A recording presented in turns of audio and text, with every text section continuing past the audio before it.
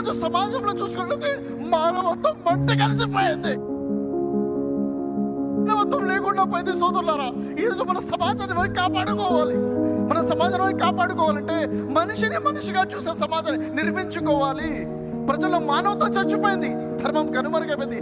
నిన్ను వలని పొరుగువారిని ప్రేమించుము అన్న ధర్మాన్ని మన ప్రజలకి పరిచయించాలి. దీనికోసమే మన ప్రవీణ్ పాడాల్ గారు పాటుపడ్డారు. వారు చేసిన ప్రయాణం ఊరూరు తిరుగుతూ ప్రజలకి పరిచయం చేశారు. ఇహలోకం కాదు, నిత్య జీవం గురించి మాట్లాడారు. సోదరులారా, సోదరి మనం ఉపయోగించాలి.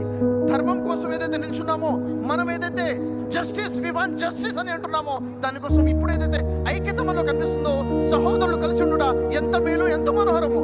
మనం అందరం కూడా శ్వాసలు అనేక సంఘాలుగా విడిపోయి ఉన్నాం కాదు, మనకు కావాల్సిందే ఐక్యత. సోదరులారా, నేను మీ అందరితో పాటు కలిసి నిల్చున్నాను అని చెప్పడం కోసమే ఇక్కడ వచ్చాను. మీ అందరితో పాటు నేను ఉన్నాను అని చెప్పడం కోసం నేను ఇక్కడికి వచ్చాను. కలిసి నిలబడదాం, కలిసి ఐక్యత కోసం నిలబడదాం.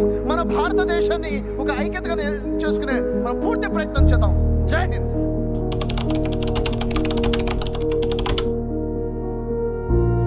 వెరీ రీసెంట్ గా కశ్మీర్ పుల్వామా అటాక్ లో చూసాం, 26 మంది చచ్చిపోయారు.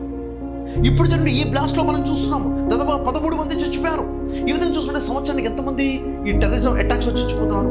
కానీ మీరు గమనించండి, తమ సొంత వాళ్ళ ద్వారా మర్డర్ చేయబడుతున్న వాళ్ళు, చంపబడుతున్న వారు భారతదేశంలో ప్రతి సంవత్సరానికి 30,000 మంది ఉన్నారని నేషనల్ క్రైమ్స్ రికార్డ్స్ బ్యూరో వారు తెలియజేస్తున్నారు. అంటే ప్రతి నెల భారతదేశంలో 2,500 మంది చంపబడుతున్నారు తమ సొంత వాళ్ళ ద్వారా, పరిచయస్తుల ద్వారా, రక్త సంబంధికుల ద్వారా. ఇంకా చెప్పాలంటే ప్రతి రోజుకి 80 నుంచి 83 మంది చంపబడుతున్నారు ఎవ్రీడే, ప్రతిరోజు కూడా. అంటే టెర్రరిజం అటాక్ లో చంపబడుతున్న వాళ్ళతో పోల్చుకుంటే తమ సొంత వాళ్ళతో చంపబడుతున్నారు ఇంత ఎక్కువ స్థాయిలో ఉండడం అంటే ఎంత బాధాకర విషయం. ఈ మర్డర్ కేసెస్ అయితే నేను చెప్తున్నాను, నేషనల్ క్రైమ్ రికార్డ్స్ బ్యూరో ప్రకారం అంటే రికార్డ్ అయినటువంటి మర్డర్ కేసెస్ మాత్రమే, రికార్డు కాకుండా చంపేసి అది ఆత్మహత్యని చూపించేవారు, న్యాచురల్ డెత్ అని చూపించే కేసెస్ ఇంకెన్నో కోకళ్ళలు ఉంటాయి. అంటే మానవుడు చదువుకున్న చదువు కేవలం మనిషికి స్కిల్స్ని, నాలెడ్జ్ని, టెక్నాలజీని నేర్పిస్తుందో తప్ప విలువలని నేర్పించడం లేదు.